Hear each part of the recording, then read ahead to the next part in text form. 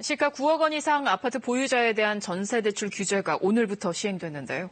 우회 대출이나 반전세 등 풍선 효과에 대한 우려가 나옵니다. 혼란은 없었는지 부동산 시장의 반응을 김민철 기자가 취재했습니다. 시가 9억 원 이상의 아파트 보유자의 전세 대출을 막은 첫날, 은행 창구는 비교적 한산한 가운데서도 관련된 문의가 이어졌습니다. 자녀분들 교육 때문에 이사가 어려운 상황이거든요. 대출 연기가 안 된다라고 하면 그 문제이기 때문에 어떻게 처리가 될 건지에 대한 그런 문의가. 시장에서는 갭 투자를 원천 차단하려는 정부의 정책이 일정 부분 효과가 있을 것이란 전망입니다. 9억을 초과하는 아파트들도 가지고 있는 사람이 갭 투자가 안 되기 때문에 그 아래에 있는 아파트들도 시간이 지날수록 영향이 더 있다고. 하지만 풍선 효과에 대한 우려도 커지고 있습니다. 지난달 신용대출 등 기타 대출 증가 규모는 12월 기준으로 2006년 이후 가장 많았습니다.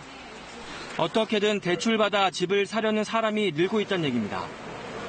또 서울 아파트 전셋값은 지난해 7월 이후 줄곧 상승세를 보이고 있는 상황.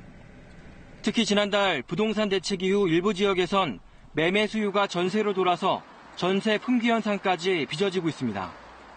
이런 가운데 전셋값은 올랐는데 추가 대출은 안 되고 전세를 뺄 수가 없으니 일부를 월세로 돌리는 반전세까지 확산하는 모양새입니다.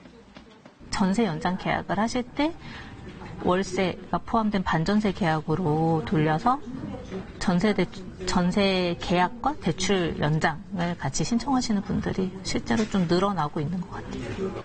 특히 이 같은 움직임은 봄 이사철 수요가 본격화되면 더 심화될 수 있을 것으로 보입니다. KBS 뉴스 김민철입니다.